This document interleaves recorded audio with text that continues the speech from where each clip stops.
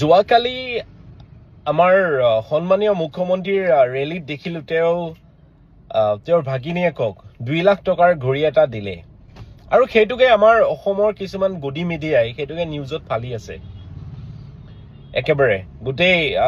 তাৰ লগতে মই ধন্যবাদ জ্ঞাপন কৰিছো যে আপুনি তেনেকুৱা ধৰণৰ হৃদয়ৰ মানুহ আৰু আচলতে আমাৰ মুখ্যমন্ত্ৰীজন ইমান ভাল দয়ালু যে 2 লাখ টকা ঘড়ী নিজৰ হাতৰ পৰা খুলি দিবৰ কাৰণে তেওঁ সংকোচ বোধ নকৰিলে ঠিকে আছে আপোনাৰ কষ্টৰ টকাৰে ঘটিছে আৰু 2 লাখ টকীয়া ঘড়ী আনক দিছে ধন্যবাদ জ্ঞাপন কৰিছো আৰু কে আন নহয় আমাৰ ভাগিনী আপোনাৰ ভাগিনীয়ে ঠিকে আছে কিন্তু কথাটো হল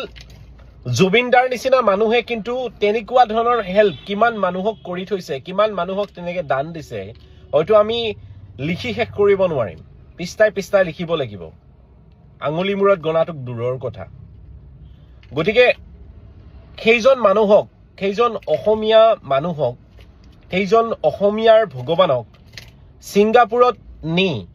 ডুবাই সাগৰত ডুবাই মৰা হল হত্যা কৰা হল আৰু এয়া আমি কোৱা কথা নহয় এয়া আপুনি কোৱা কথা আপুনি নিজে কৈছে আৰু আপুনি এই আখৰ কথাও কৈছিলে যে আমি যদি ভাৰতীয় জনতা পাৰ্টিয়ে যদি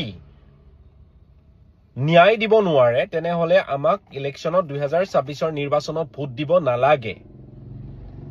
গতিকে এইবিলাক কথা আমি সকলো বাদ দিলো এতিয়া আমাক ন্যায় ব্যৱস্থা কৰি দিয়ক আমাক ন্যায় লাগে ন্যায়ৰ পিছত ভাৰতীয় জনতা পাৰ্টি এনেও জিকিব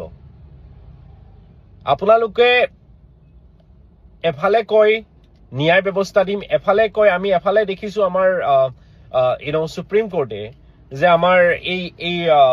সিদ্ধাৰ্থ হক শ্যামকানু হক তাহতৰ কোম্পানী তেখেতসকলৰ বেংক একাউণ্ট যি চিজ কৰিছিলে সকলো খুলি দিয়া গতিকে they are on the way to coming out কিমান দিনলৈ এনেকুৱা কেছ চলিব আৰু গতিকে আমি দেখিছো গোটেই গাফিলতি হৈছে কোনো ধৰণৰ যিখিনি কাম কৰিব লাগিছিলে এজ এ CM হিচাপে সেই কামখিনি কৰা নহল আমি বিচাৰিছো অসমীয়া জাতিয়ে অসমীয়া জনতাই বিচাৰিছো জুবিনদাৰ ন্যায় হওক অসমীয়া জাতিয়ে ন্যায় পাওক যিহেতু আমাৰ ভগৱানজনক ডুবাই পানীত হত্যা কৰিলে তাকো এজন অনা অসমীয়াই হত্যা কৰিলে আমি কোৱা কথা নহয় আপুনি কোৱা কথা গতিকে আমাক ন্যায় লাগে ধন্যবাদ জয় অসম